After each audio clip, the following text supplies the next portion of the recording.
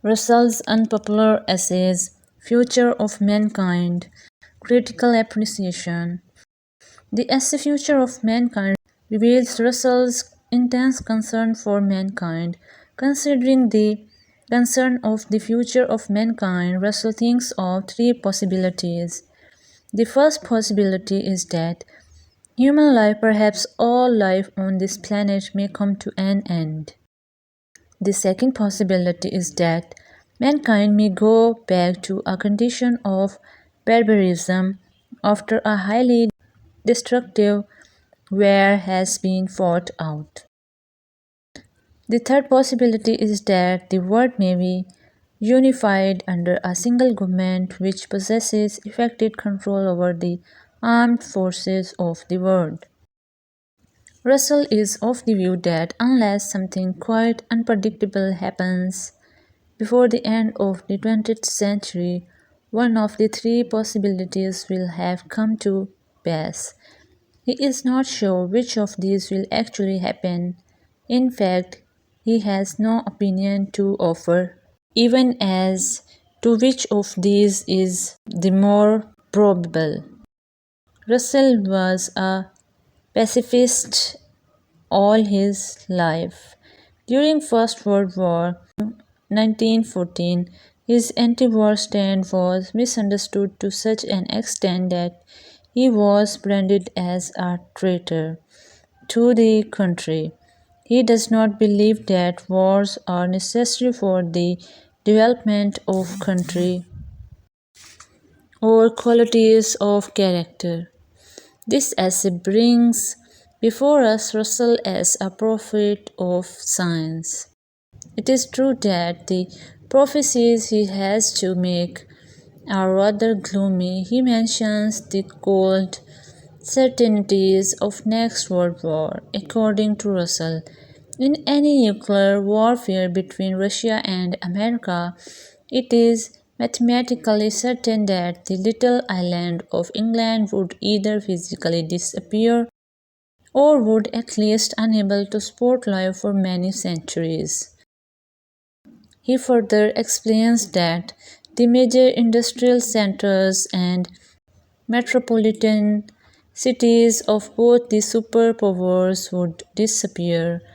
The large number of nuclear weapons that are likely to be exploded in next world war would not only cause immediate destruction but would produce an immense radioactive cloud which would spread destruction wherever it goes.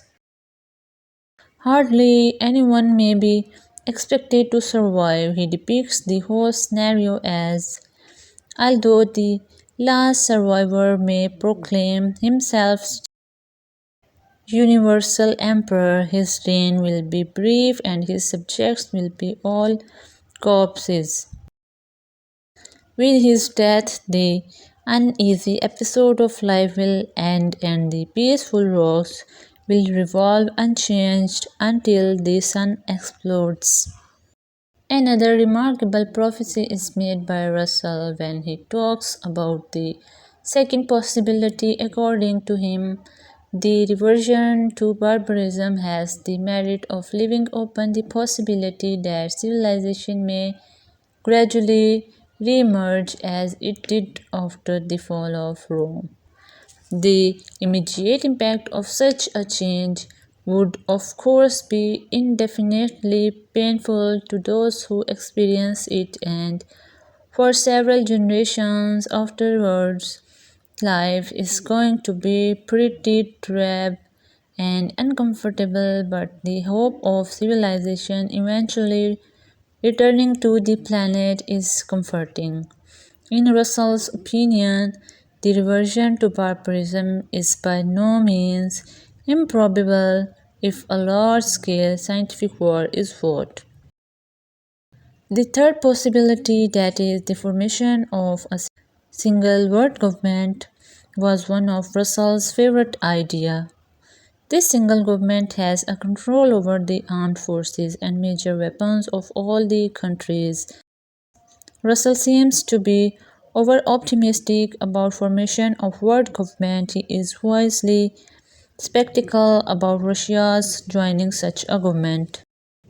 But it is by no means certain that even the Western nations would be able to overcome their nationalistic prepossessions to the extent of forming a single alliance of the type which Russell envisages. Moreover, Russell leaves out the third word, which will have a decisive role to play, especially because it has a monopoly of human resources of energy like oil. The Afro-Asian nations are not likely to join America in any effort to browbeat Russia in joining a world government. In this essay, being a realist, Russell also paints a grim picture of what is likely to happen if Russia emerges as the winner of the next World War.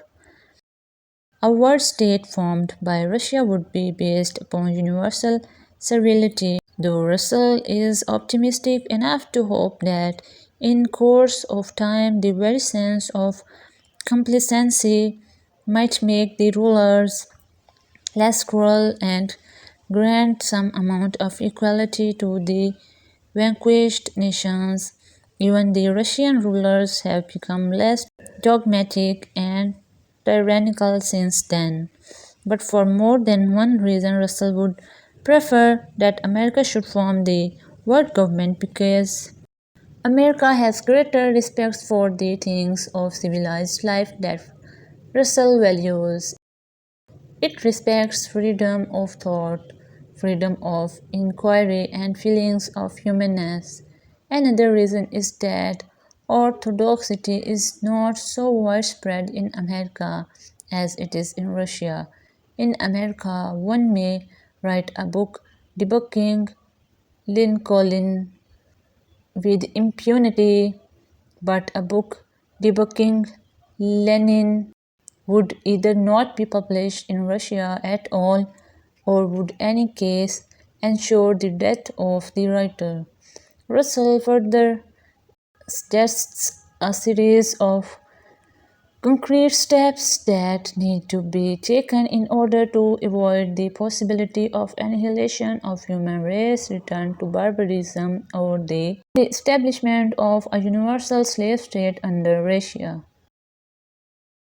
The first step is easy. It is just of convincing America and the British Commonwealth that military unification of the world is an indispensable necessity.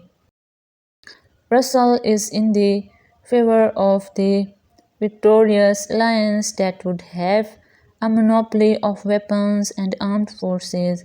This would enable it to ensure permanent peace. Russell, along with the darker aspects, also describes some advantages by establishment of world government. He thinks that a larger part of human and economic resource of the world is at present being put into to armaments and preparations for war. Without the abolition of war, the improvements in labor-saving techniques may prove to be disadvantageous. After war has been abolished, scientific technique could be solely employed for the purpose of human happiness.